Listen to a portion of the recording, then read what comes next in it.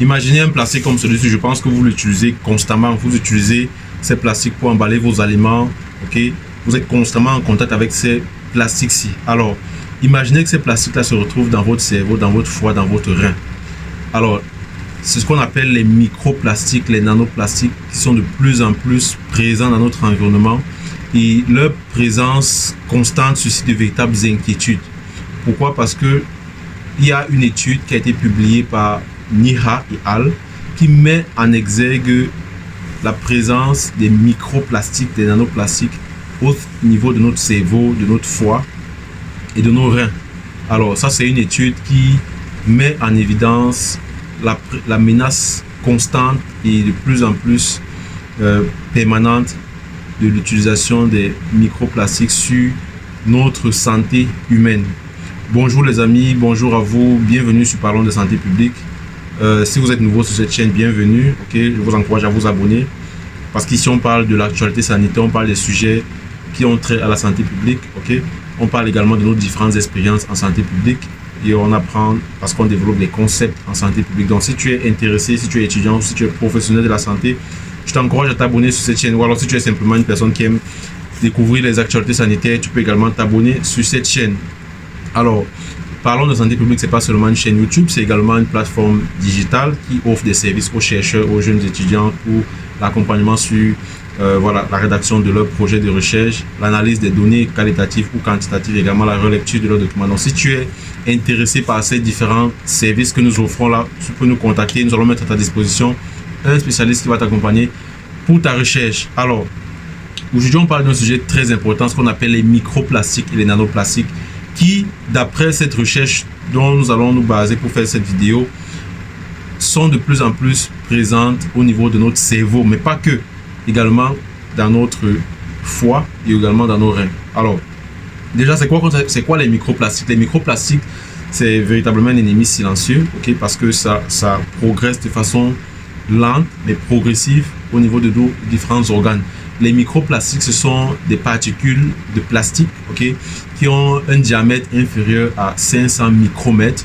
Pourtant, les nanoplastiques, ce sont également des particules de plastique, mais qui ont un diamètre qui peut aller jusqu'à 1 nanomètre. C'est la raison pour laquelle on parle des nanoplastiques. Donc, c'est la différence entre les microplastiques et les nanoplastiques. Les microplastiques sont beaucoup plus petits que les nanoplastiques. Alors, ce sont des particules donc qui proviennent de la dégradation des plastiques qu'on utilise récemment, c'est-à-dire les plastiques comme celui que je vous ai montré tout à l'heure là, ceci. Ok, c'est genre de plastique que nous utilisons et ça provient donc des emballages alimentaires, ça provient des vêtements synthétiques parce qu'il y a certains vêtements qu'on fabrique également à l'aide des plastiques et ça peut provenir également d'autres sources. Alors, où est-ce qu'on peut retrouver les microplastiques dans le corps humain? On retrouve cela et c'est cette étude-ci qui fait allusion à cela. Cette étude montre que les microplastiques sont retrouvés dans le foie, okay, au niveau des reins, mais surtout, et ce qui est plus dangereux, au niveau de notre cerveau. Vous imaginez, vous retrouvez avec un plastique au niveau de votre cerveau, c'est absolument désastreux, ce sera absolument désastreux. Il s'agit donc d'un plastique qui a été majoritairement retrouvé dans le cerveau. C'est le plastique qui est fait à l'aide du polyéthylène, PE, qui est un composé très fréquent donc des emballages dans des bouteilles plastiques. Parce que vous savez, même les bouteilles plastiques qu'on utilise pour boire du jus, ça également c'est fait à base de plastique. Et donc, c'est le polyéthylène, cette substance-là qui est un composé fréquent dans des emballages, qui a été retrouvé dans le cerveau d'après cette étude que nous vous présentons dans cette vidéo. Alors, quelles sont les découvertes clés de l'étude? Parce que ça, c'est une étude que je vous conseille d'aller lire. Je vous mettrai le lien dans la description de cette vidéo. Vous pourrez constater. Et il y a des découvertes incroyables. D'après les découvertes qui ont été faites, les niveaux accrus de plastique dans le cerveau sont assez élevés. Et c'est absolument incroyable parce qu'on considère la concentration de microplastiques dans le cerveau qui a augmenté de 50% entre 2016 et 2024. Donc, ce n'est pas un phénomène qui est nouveau. On parle d'une augmentation de la présence des microplastiques entre 2016 et de 2024 de 50%. Ça, c'est absolument incroyable. Vous imaginez une augmentation en pratiquement 8 ans de 50% de la présence des microplastiques dans le cerveau. Donc, également, l'étude mentionne que des fragments de plastique retrouvés dans le cerveau étaient principalement de forme tranchante et nanoscopique. Donc, vous voyez, cela montre à quel point est-ce que cette présence-là peut faire de véritables dégâts au niveau de notre cerveau. Alors, l'étude met également en exergue les maladies neurodégénératives qui peuvent donc être provoquées par la présence des microplastiques. Parce que, d'après l'étude, il y a des taux plus élevés qui ont été détectés dans les cerveaux des patients atteints de démence. C'est-à-dire ceux des patients qui souffrent de démence, notamment les maladies d'Alzheimer, les maladies dont la démence vasculaire. Ces patients-là ont des taux de microplastiques encore beaucoup plus élevés dans leur cerveau. Et donc, ces microplastiques également ont été observés au niveau des parois des vaisseaux sanguins, également au niveau des cellules immunitaires du cerveau. Ça, c'est absolument très inquiétant. Il y a donc des niveaux différents selon les organes. Okay? Par exemple, le foie et le cerveau n'auront pas la même concentration des microplastiques. On parle, les niveaux de microplastiques sont 7 à 30 fois plus élevés dans le cerveau. Vous imaginez 7 à 30 fois plus élevé dans le cerveau en comparaison du foie, également des reins. Alors, comment est-ce que les microplastiques pénètrent dans le cerveau? C'est une exposition qui provient notamment de l'ingestion d'eau, de nourriture, de jus. Lorsque vous buvez votre jus avec une bouteille en plastique. L'inhalation des poussières plastiques, pollution de l'air, okay? Passage via la circulation sanguine via le cerveau. Okay? Donc, vous voyez à quel point est-ce que ça peut véritablement être très dommageable. Donc, il y a une hypothèse que les chercheurs ont fait, c'est l'altération de la barrière hémato-encéphalique, la barrière qui permet de protéger le cerveau.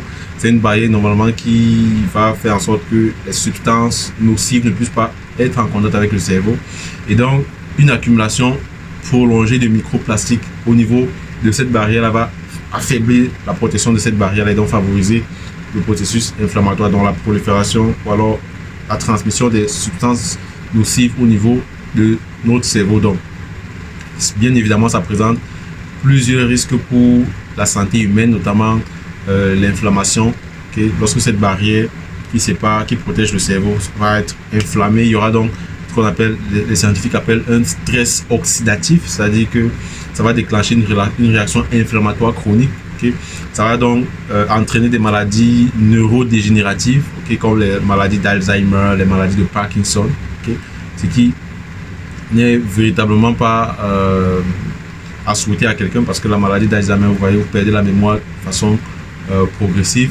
Également, il y a des altérations des fonctions cognitives, c'est-à-dire que lorsque vous avez cette présence de particules-là, ça va vous entraîner à perdre la mémoire de façon progressive. Vous aurez des troubles cognitifs, des troubles du cerveau. Vous n'aurez plus avoir cette capacité d'utiliser votre cerveau comme une personne qui n'a pas été exposée. Donc, ce qu'il faut également voir comme conséquence, c'est l'effet neurotoxique des additifs plastiques.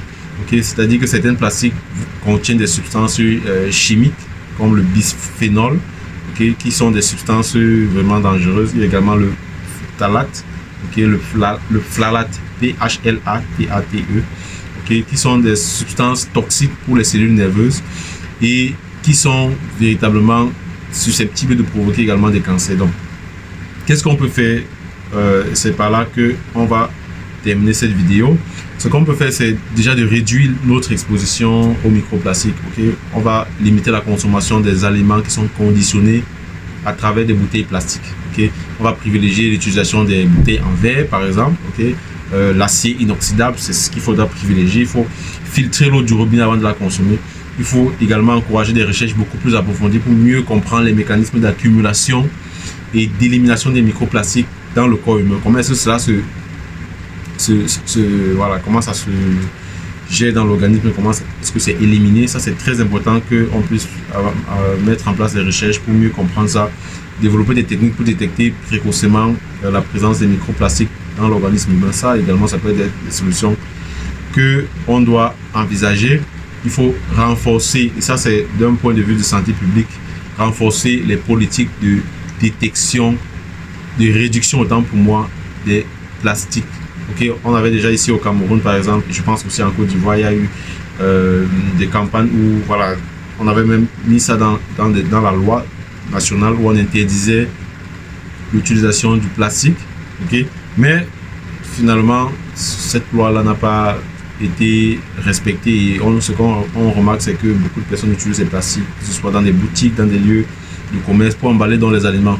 Malheureusement, ces lois qu'on met en place, qu'on adopte, on ne les respecte pas, on ne les implémente pas. Mais il faudrait vraiment qu'on fasse la promotion de la réglementation, des réglementations qui vont viser à réduire l'utilisation des microplastiques. Okay? Il faut investir dans le biodégradable, okay? Des systèmes de gestion des déchets plastiques. Ça, c'est absolument important pour la santé publique. Okay? Donc, ça, c'est une étude donc, qui confirme la présence des microplastiques dans le cerveau humain.